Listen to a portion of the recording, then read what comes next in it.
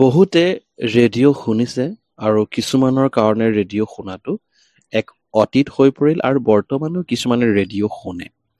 যিসকল ব্যক্তিয়ে ৰেডিঅ' শুনে তেওঁলোকে ৰেডিঅ'ত চেহেনাইৰ শব্দ নিশ্চয় শুনা পায়। আৰু সেই চেহেনাই বজোৱা ব্যক্তিজন আপোনালোকে জানেনে কোন হয়? সেইজন হৈছে বিছমিল্লা খান।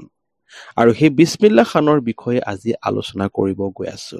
অৰ্থাৎ আজি মই ক্লাছ 9ৰ চেপ্টাৰ 2 দ্য চাউণ্ড অফ মিউজিকৰ part 2 the shehnai of Bismillah খানৰ ওপৰত আলোচনা আগবঢ়াম। গতিকে ভিডিঅ'টো সম্পূৰ্ণভাৱে চাব বুলি আশা থাকিল। এম্পেৰিয়ৰ ঔৰংজেবে মিউজিকেল ইনষ্ট্ৰুমেণ্ট পুংগী ৰাইজত বজোৱাটো নিষেধ কৰি পেলাইছিল।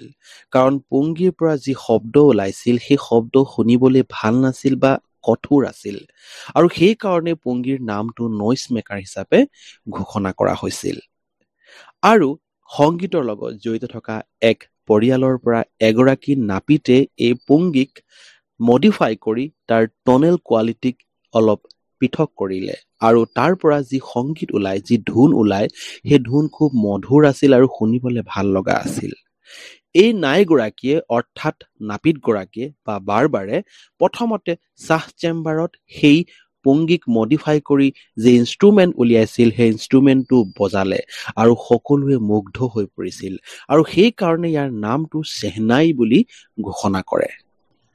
চেহনাইৰ পৰা ওলোৱা শব্দক অস্পিচিয়াছ অৰ্থাৎ শুভ বুলি ঘোষণা কৰা হৈছিল। মন্দিৰ আৰু নৰ্থ ইণ্ডিয়ানৰ বিয়া সবাহত প্ৰায় চেহনাই প্ৰয়োগ কৰা হয়।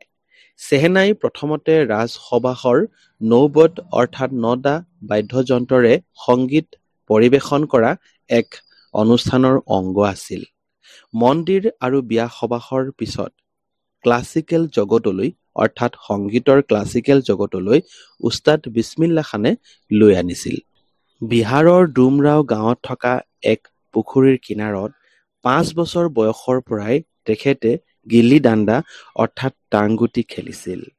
আৰু ভোজপুৰী চাইটা গাবলৈ সদায় তেখেতে বিহাৰীজী টেম্পললৈ গৈছিল আৰু তাৰেই এজন মহাৰাজাই তেখেতক শেষত 1.25 কেজিৰ ওজনৰ লাডু পুৰস্কাৰ হিচাপে ঘোষণা কৰিছিল। এই সৰু ল'ৰাজনে, যিজন ল'ৰাই টাংগুটি খেলিছিল, আজি ভাৰতৰ হাইয়েষ্ট চিভিলিয়ান এৱাৰ্ড অৰ্থাৎ ভাৰত ৰত্ন পাবলৈ সক্ষম হ'ল। তেখেতৰ এই যাত্ৰাটো অধ্যয়ন কৰি আমি বহু কথা শিকিব পাৰিম। বিহাৰৰ জনাজাত সংগীতৰ লগত সম্বন্ধ থকা এক পৰিয়ালত বিছমিল্লা খানৰ 1916 চনৰ 21 মাৰ্চ তাৰিখে জন্ম লাভ হৈছিল।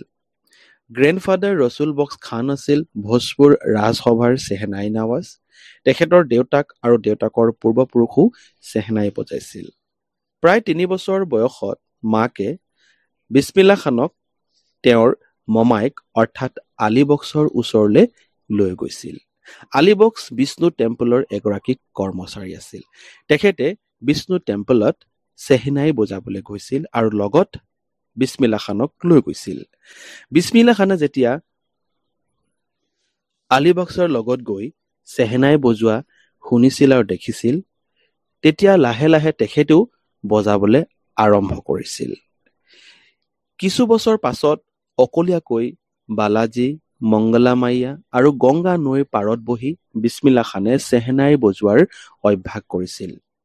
আৰু গংগা নৈৰ কিনাৰত বহি থকা সময়ছোৱাত তেখেতে চেহনাই ৰাগ সৃষ্টি কৰাৰ ক্ষেত্ৰত বহু অনুপ্ৰেৰণা পাইছিল। 14 বছৰ বয়সত তেওঁ আংকলৰ লগত যেতিয়া আলাহাবাদ মিউজিক কনফাৰেন্সত গৈছিল, তাতে উস্তাদ ফায়াজ খানে বিছমিল্লা খানক কৈছিল যে তুমি কঠোৰ পৰিশ্ৰম কৰা আৰু তুমি তোমাৰ লক্ষ্যত উপনীত হ'বা। তাৰ পাছত যেতিয়া লক্ষ্ণৌত 1938 চনত অল ইণ্ডিয়া ৰেডিঅ' শুভাৰম্ভণি হয়, তাৰ লগে লগে বিছমিল্লা খানৰ জীৱনত এক ডাঙৰ পৰিৱৰ্তন আহে। কিয়নো তাত বিছমিল্লা খানে অৰ্থাৎ অল ইণ্ডিয়া ৰেডিঅ'ত বিছমিল্লা খানে চেহনাই বজাবলৈ সুবিধা পাইছিল।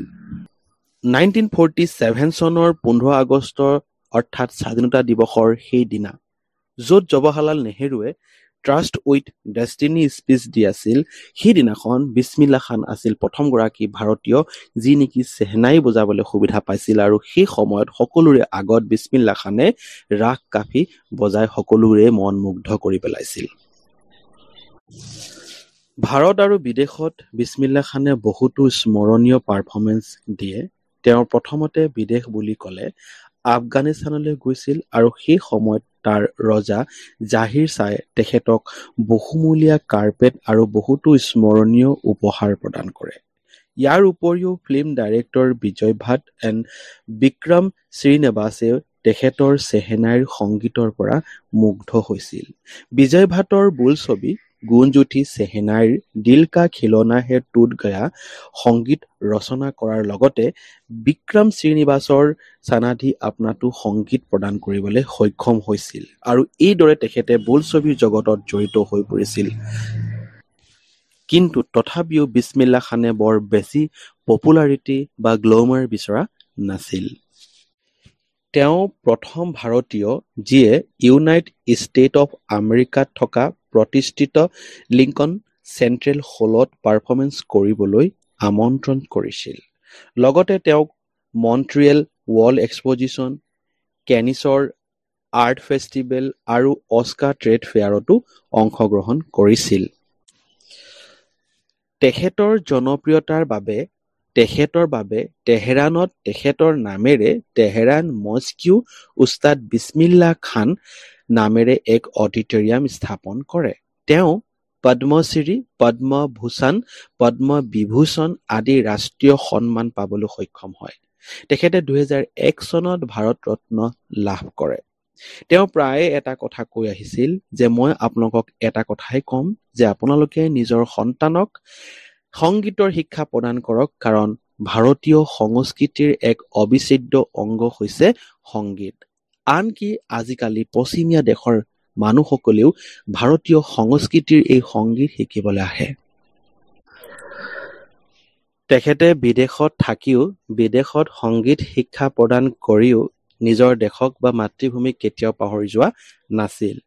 তেখেত যেতিয়া USA-ত আছিল, তাত থকা তেখেতৰ এগৰাকী ছাত্ৰই তেখেতক এক উপহাৰ প্ৰদান কৰিছিল আৰু কৈছিল যে আপুনি ইয়াতে থাকক, আপোনাৰ বেনাৰসৰ মন্দিৰৰ পৰিৱেশ মই ইয়াত বনাই দিম, আপুনি ইয়াতে থাকক। তেতিয়া বিছমিল্লা খানে না বুলি কৈছিল যে তুমি যদি গংগা নৈক যদি USA-ত বোৱাই দিব পাৰা তেতিয়াহ'লে মই ইয়াত থাকিম। তেতিয়া সেই ছাত্ৰজনে সেই কাম কৰিবতো নোৱাৰে। সেইকাৰণে ইয়াৰ পৰা এই কথাটোৱে স্পষ্ট হয় যে তেওঁ বিদেশত থাকিলেও নিজৰ দেশৰ কথা চিন্তা কৰে, আৰু যেতিয়া নিজৰ দেশলৈ আহে দেশত স্পষ্ট হয় যে তেওঁ বিদেশত থাকিলেও নিজৰ দেশৰ কথা চিন্তা কৰে, আৰু যেতিয়া নিজৰ দেশলৈ আহে দেশত থকাৰ সময়ত তেখেতে কেৱল নিজৰ জন্মস্থান বেনাৰস আৰু গংগা নৈক মনত পেলাই থাকে, আৰু যেতিয়া বানাৰসত আহে তেখেতে নিজৰ জন্মস্থান ডুমৰৰ কথা মনত পেলাই থাকে। বিছমিল্লা খান ভাৰতীয় বৈচিত্ৰ্যময় সংস্কৃতিৰ এক জ্বলন্ত নিদৰ্শন, কাৰণ এজন মুছলিম ল'ৰা হৈও সদায় ৰাতিপুৱা কাশীত থকা বিশ্বনাথ টেম্পলত যায় আৰু তাত সংগীত পৰিৱেশন কৰে। তেখেতৰ মৃত্যু 21 আগষ্ট 2006 চনত দীঘলীয়া বেমাৰৰ বাবে মৃত্যু হৈছিল। ইমানেই আছিল এই পাঠটোত। যদি ভাল পাইছে প্লিজ লাইক, শ্বেয়াৰ, কমেণ্ট কৰি দিব। ভিডিঅ'টো সম্পূৰ্ণ চাই অশেষ ধন্যবাদ। থেংক ইউ ফৰ ৱাচিং।